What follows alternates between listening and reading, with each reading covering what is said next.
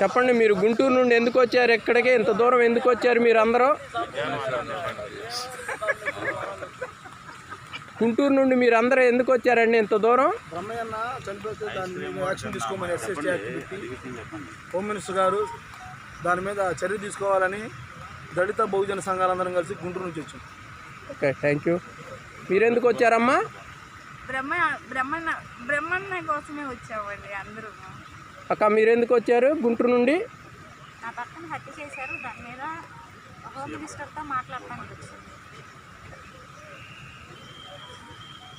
Sir, మీరు ఎందుకు వచ్చారండి?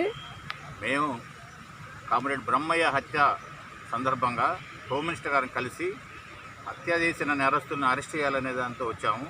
40 సంవత్సరాలుగా విప్లవోద్యమంలో పనిచేసిన కామ్రేడ్ బ్రహ్మయ్యను సిపిఎంఎల్ న్యూ డెమోక్రసీ పార్టీ ముసుగులో ఉన్న నరహంతకుడు చంద్రం అనే నేరస్తుడి యొక్క ఆధ్వర్యంలో అతి దారుణంగా మార్చి నెల 7వ తారీఖున హత్య చేశారు.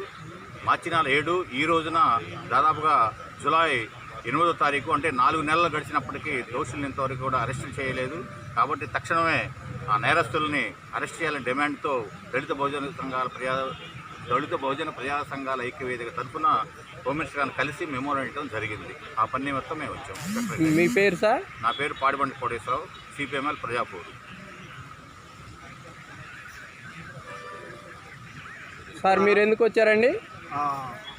మన మిత్రులు అన్నట్టుగానే మేమంతా కూడా దళిత బహుజన ప్రజా సంఘాల ఐక్యవేదిక సభ్యులు.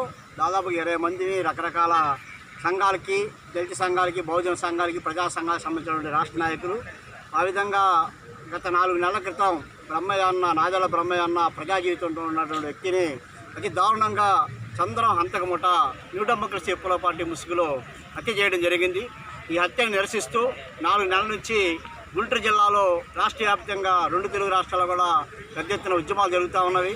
ఈ 4 నెలలు గడుస్తున్నప్పుడు కూడా, ఇన్ని ప్రజా సంఘాలు ఆందోళన చేస్తున్నప్పుడు కూడా ఇంతవరకు కూడా బ్రహ్మయ్య హంతకులను అరెస్ట్ చేయలేదు. ఆ నేపథ్యంలో ఈ ఆంధ్రప్రదేశ్ రాష్ట్ర హోమ్ మినిస్టర్ అయినటువంటి అనితా గాంధీ వారిని కలిసి ఒక రిప్రజెంటేషన్ ఇవ్వడానికి కోసం ఇచ్చాము రిప్రజెంటేషను.